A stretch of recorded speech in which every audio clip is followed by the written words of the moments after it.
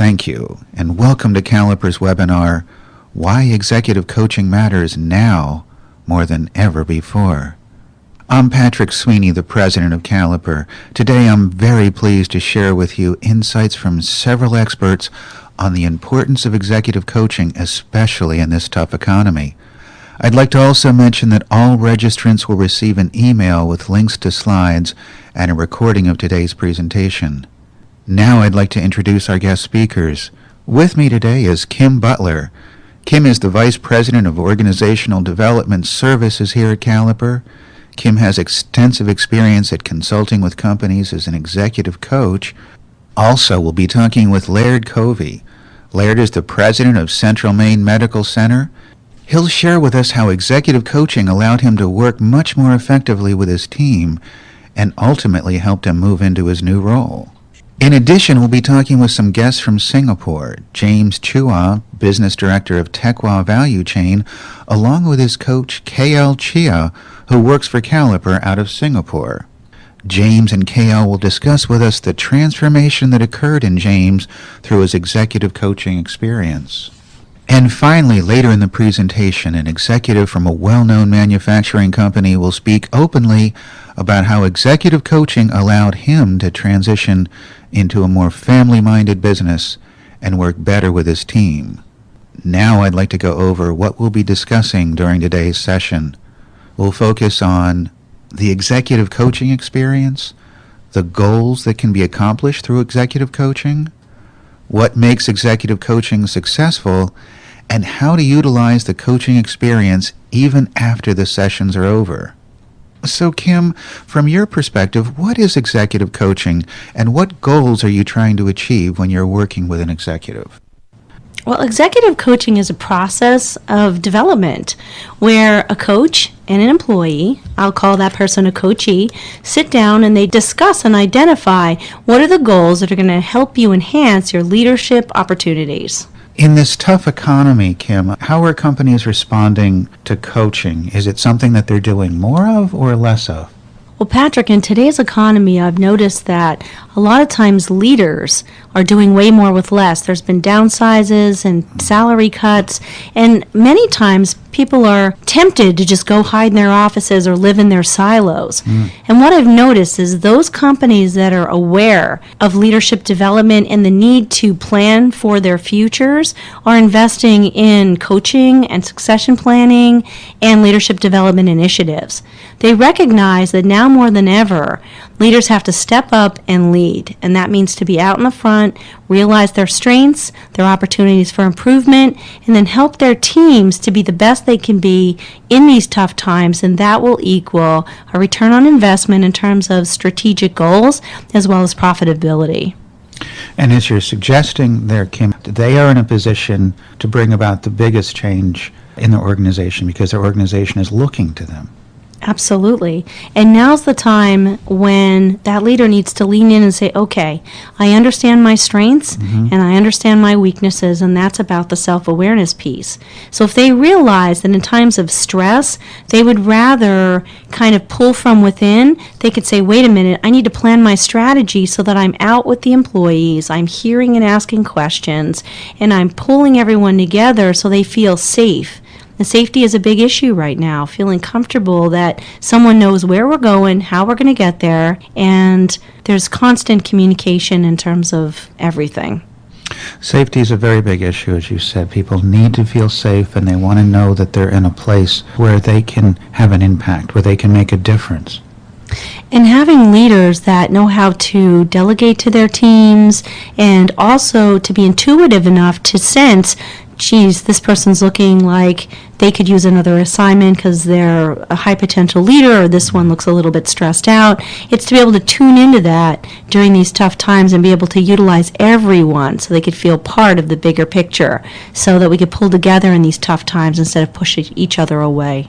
And are you brought into a consulting project like this, Kim, by the individual, or is it an organizational commitment, and so the organization says, okay, we have a number of executives and we want to help them with some individualized coaching? It really depends. I have some clients where they evaluate the high potential leaders in the management team and they say, okay, a couple different opportunities. One could be for high potential development. Another one could be because they have somebody who's working on a project or a special type of committee who needs additional assistance and growth, or it could be just for personal effectiveness. So what ends up happening is a lot of times a leader or that person's manager will identify a coaching opportunity. And they'll call Caliper, or they'll go through their human resource department and they'll ask for a professional coach to enhance the effectiveness of that leader. When you're starting with somebody, though, where do you start? Is it something that people feel open to or uncomfortable about? Or how do you start and make it effective? Well, the way I start typically is with some pre-work. The pre-work that I do has two parts. The first one is I have a conversation with that person's manager, and we go through what are some of the opportunities for improvement or what are the goals that you want this person to achieve. Secondly, I meet with the coachee and we go through the same scenario. What do you think your strengths are? What do you think your weaknesses are? What are you motivated by? And most specifically, what do you want to accomplish as a result of some coaching? So you start off and then you're brought in with a clear understanding of what the goals are, or together you arrive at those. Correct. And the other thing is, I like to do the pre-work, then I like to validate it with some data gathering. So typically, we would do a couple things.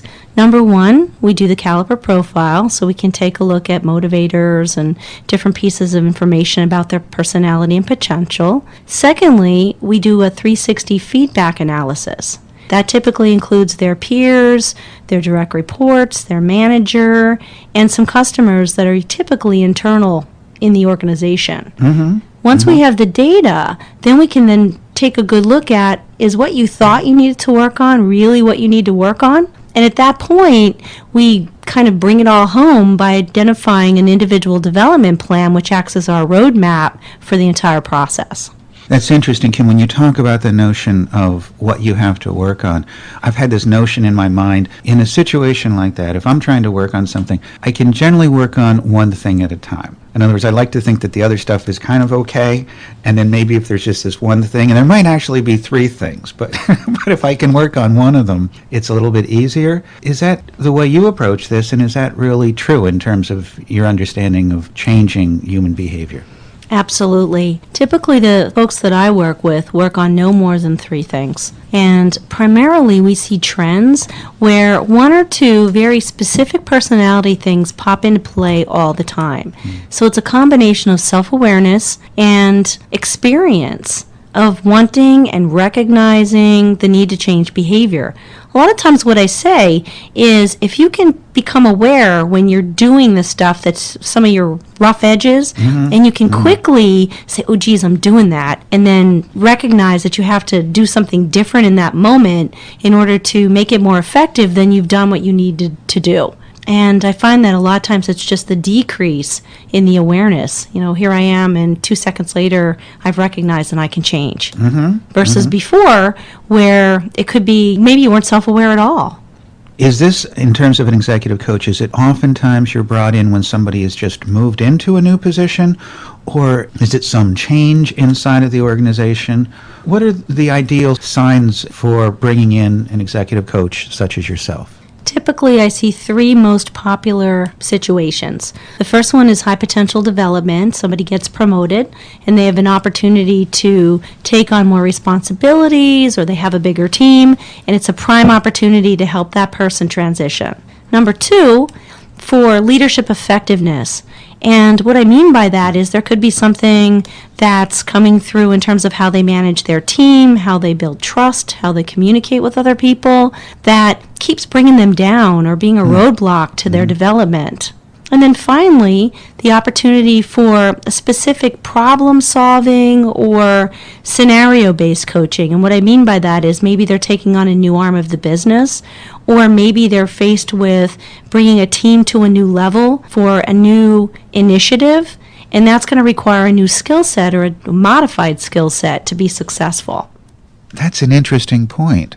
How recognizing how you behave with others and being more self-aware can really determine how the coaching experience will go. I'd like to explore that concept with our first guest, We're going to be talking now with Laird Covey, who is the president of Central Maine Medical Center. Laird has been the president now since the summer of last year. Prior to that, he was the chief operating officer for about 8 years. I know you and Peter Chalk, the CEO, have worked very closely together for a very long time. Yeah, we've worked directly together for over 20 years now. And through that time, I know you've developed a very, very close bond. You agree most times in terms of direction, but if there's a disagreement, you two have a very, very solid relationship and a way of working it through together. Can you talk about that a little bit? Well, I think it's been built over time in the first place, and it's based upon trust and confidence in each other. Peter and I, in many ways, are very, very similar.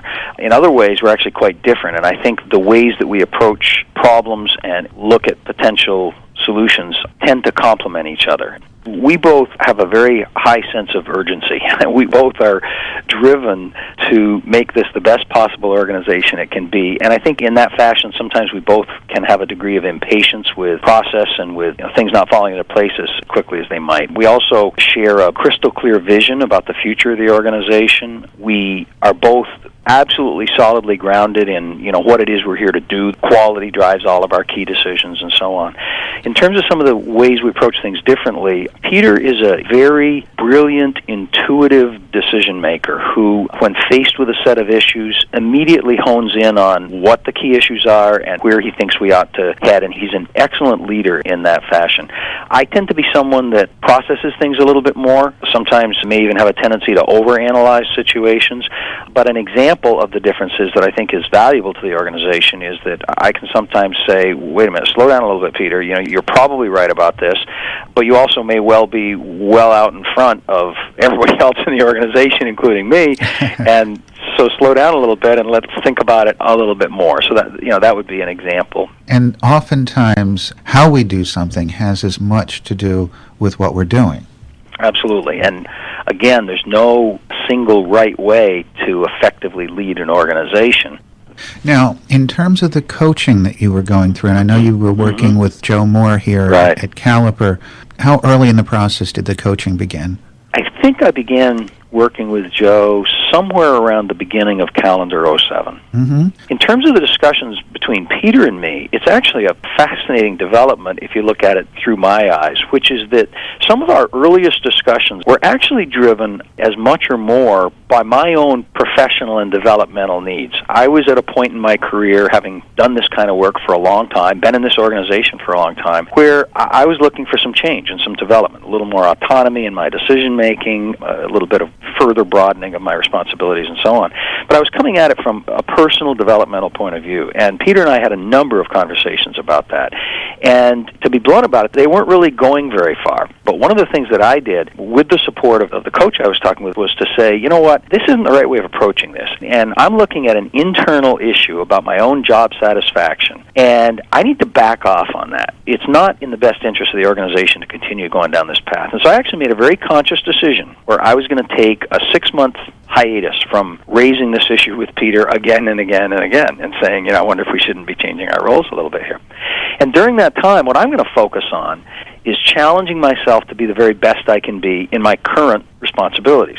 And I just had a great time with that. I was able to take this issue, set it aside, focus instead on a whole lot of developmental opportunities where I could continue to grow and be better, and then revisited the issue, but this time came at it much more from the perspective of the organization and the organization's needs and how the organization was going to function more effectively if we redesigned the structure, and much less so from my own personal needs. And I think that accomplished a number of things. I think my performance actually was enhanced because of that focus during that 6-month period. That probably put Peter in a position where he was a little more interested in seeing my role change.